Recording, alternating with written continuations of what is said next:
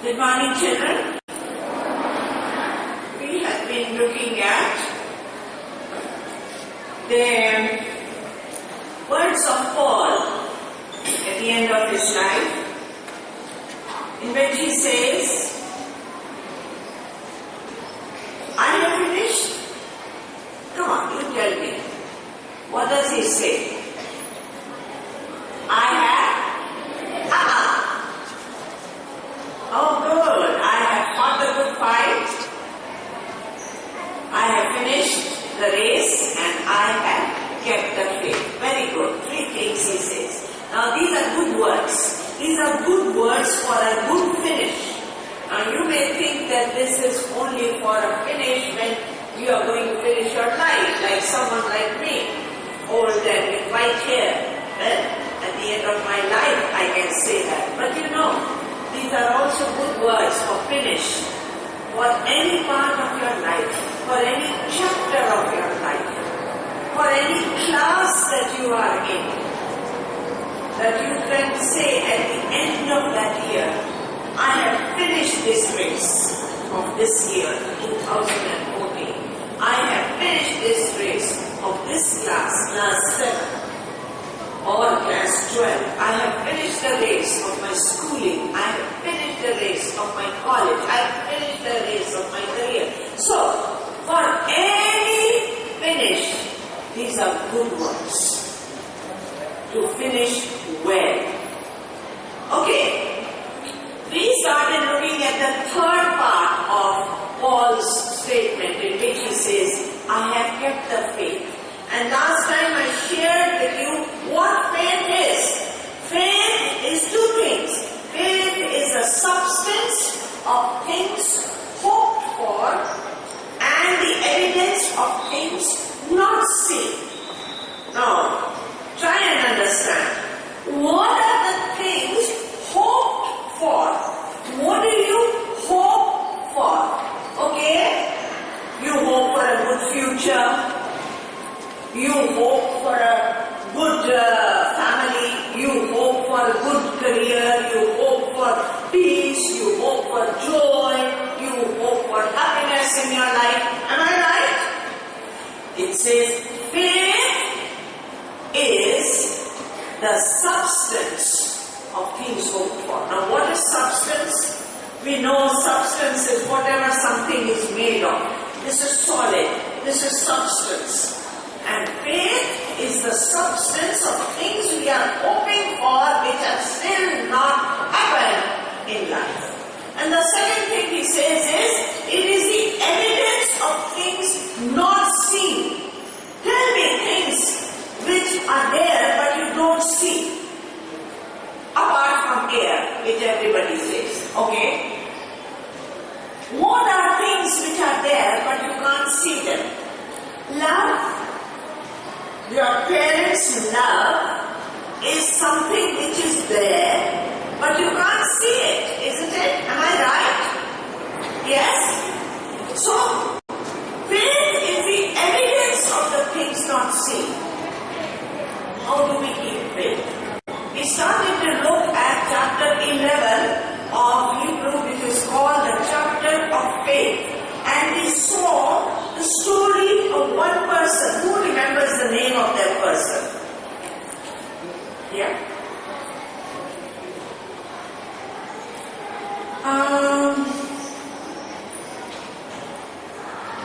It wasn't that long ago. Okay, I'll give you a hint. It's about the first family in the Bible. Alright, okay, you got it? Huh? Alright, you remember Cain and Abel. But who is the one who is mentioned in this chapter of faith? Yeah? Cain or Abel? Abel is mentioned. Yes. Have you ever met anybody named Cain? No parent wants to name their child Cain. Yeah? There is a storybook I know, Cain and Abel. So that's in your mind. And in that story it says the parents were uneducated and they got the brothers mixed up. So they named their son after the wrong brother. Okay. What was the difference difference between these two brothers. Here's the first family, mom and dad and two boys. One becomes a farmer and the other becomes a shepherd. And both of them decide to bring gifts to God. What did Abel bring? He brought sheep, but then what kind of sheep? Let's hear. The firstborn, and among the firstborn, the best. Now just remember, the world has just been created, just a few years, and they don't really know about the circle of life. Okay? And there has been no death so far. Right? Now, how does Abel know that the sheep only gives one lamb in its whole lifetime or many lambs? He doesn't know. Here he is a shepherd, he's got a bunch of sheep, and now those sheep have babies. Now his flock is going to grow, and then they'll have more babies and they will grow. But he doesn't know whether that sheep will have a second baby or not. But what does he do? He's so happy and he wants to thank God. He chooses out of all those babies that are born, which is the best baby sheep, and he brings that as an offering to God. He gives his best, not knowing that he will not have another one. That is faith. Faith that God will bless what's left. I'll give my best to God and God will bless the rest. And what about Cain? What did he do? He also had a lot of fruit. He had a lot of crop. But it doesn't say that he brought the first fruit of his crop and the best. So the first mango that grew, he looked at it, and what did he want to do? He maybe wanted to eat it himself, maybe he wanted to give it to his parents, whatever it is, but he didn't give to God. And the Bible says that he took some of the fruit and he offered it to God. Whose sacrifice did God accept? Abel's. And we read about it even nearly 6,000 years later in the book of Hebrew, in the list of those who are called the heroes of faith. And then what was Cain's reaction? He got angry, lost his temper, and he allowed his anger to grow and grow and grow till finally that anger resulted in murder. And whom did he murder? His brother. And the Bible says in Hebrew chapter 11 that through his faith, though he died, he still speaks. Abel is speaking to us more than 6,000 years later. Yeah? On the 16th of October 2014, Abel still speaks to us. That is the result of their being heroes of faith.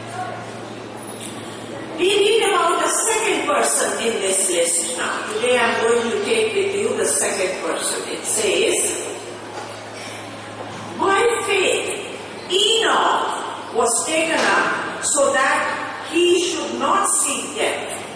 And he was not found because God had taken him. We hear this second name now, and this is Enoch. Enoch, we read about him in Genesis and chapter 5. In Genesis chapter 5, this is one of the chapters when people are reading the Bible, they like to skip. You know why? Because there is a whole lot of names. So and so the son of so and so the son of so and so the son of so and so. Okay, and so we find it pretty boring. And it tells us how long they lived. But it's quite interesting if you read it. Here, this is the book of the generation of Adam. When God created man, he made him in the likeness of God, male and female he created them, and he blessed them, and he named them man when they were created. When Adam had lived 130 years, he fathered a son in his own likeness after his image and named him Seth. Now this Seth is the replacement God gave Adam in place of the son he lost, Abel. And then it says, after he fathered Seth, the days of Adam were 800 years, and he had other sons and daughters. Thus all the days that Adam lived were 930 years, and he died. Okay, 930 years, isn't that amazing? Those days, no pollution, best of food, best of things. People lived nearly a millennium. Here, if somebody lives up to 100 years, we say, ooh, wow. We would say 93 years, good old age. But those days, 930 years. Then we see his son. He lived for 912 years. Then we see his son, Enosh. Then we see his son, Canaan. And for all of them, it's written, how old were they when their first son was born? And then how old were they when they died? And then it comes down and down and down. We come to verse 18 of chapter 5. And listen. When Jared had lived 162 years, he fathered Enoch. And then verse 21.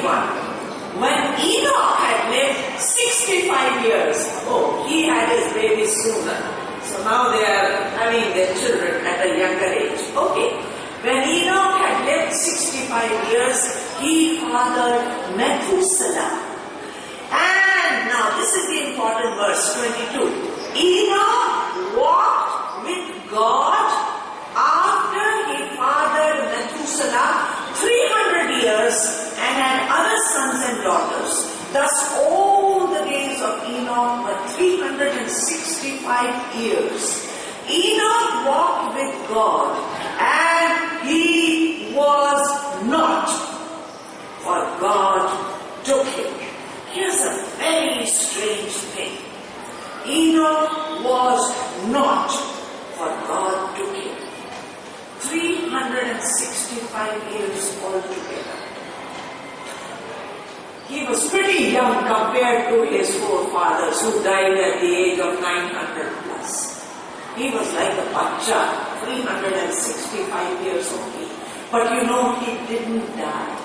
It says here, God took him. He disappeared. Nobody knows where Enoch went. And why did God do that? Because he walked with God. Now, what do you understand by walking with God? Walking with God means talking with God, being aware of His presence all the time, obeying Him, listening to His voice, living, walking day by day by day by day with God. And for how long did he walk with God? How many years total he lived? 365 years. How many days in a year? 365. So let me take it as a metaphor. 365 days of a year you need to walk with God if you want to keep the faith. So here is our lesson for today. All the years of our life, 365 days, not that I will walk with God on Christmas time, on my birthday, on any other holy day, but the rest of the year I will walk alone. No. Walk with God every day of your life and you will keep the faith. There is another meaning of keeping the faith, and that is being faithful to what you have been given. What you know, be faithful to it. You know, because sometimes we say, we have lost faith in that person. It's a terrible thing. A husband and a wife have to keep faith with each other. That means there will be no one else beside you. That is keeping the faith. If you lose faith in your partner of your life, it is the most terrible thing that can happen to you. Parents and children, they need to keep faith with each other. If children lose faith in their parents, or parents lose faith in their child, it's a terrible thing. So also in the school, we entrust you with a lot of things, but you have to keep faith. Teachers have to keep faith with their students, and that's what's expected for us. If we want a good end, if we want a good statement written about us, I have fought the good fight. I have finished my race. I have kept the faith. May God give you the understanding